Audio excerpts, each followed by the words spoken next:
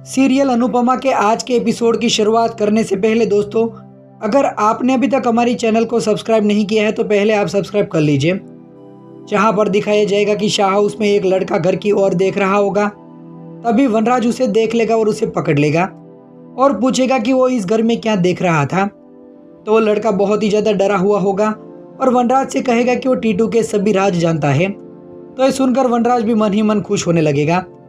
दूसरी तरफ अनुपमा जहां पर अगले दिन की तैयारी को लेकर सुपर एक्साइटेड है, वहीं तोशु के दिमाग में कुछ और ही खिचड़ी पक रही होगी।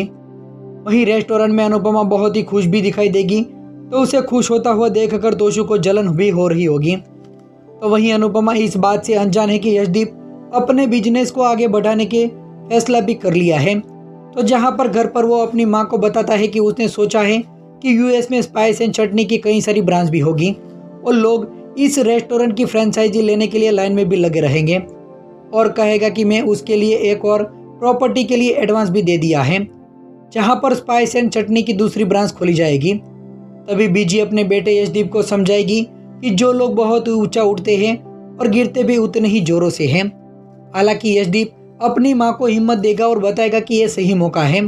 जहां पर अनुपमा की वजह से रेस्टोरेंट की बहुत ही पॉपुलैरिटी मिली है और यह मौका है इस फेम को बनाने का। इधर टीटू का दोस्त वनराज को बताएगा कि कभी वो और तपीश दोनों साथ में रहते थे, लेकिन इस चाल में मैं रह गया और टीटू कामयाब हो गया और पैसा आते ही टीटू बदल गया, और बताएगा कि उसने वनराज का पीछा करते हुए देख लिया था, इसीलिए वो भी समझ चुका था कि आपके और टीटू के बीच में कुछ भी ठीक नहीं है। तो फिर वनराज और तपीश दोनों की दोस्ती के बीच में एक और डील भी होगी।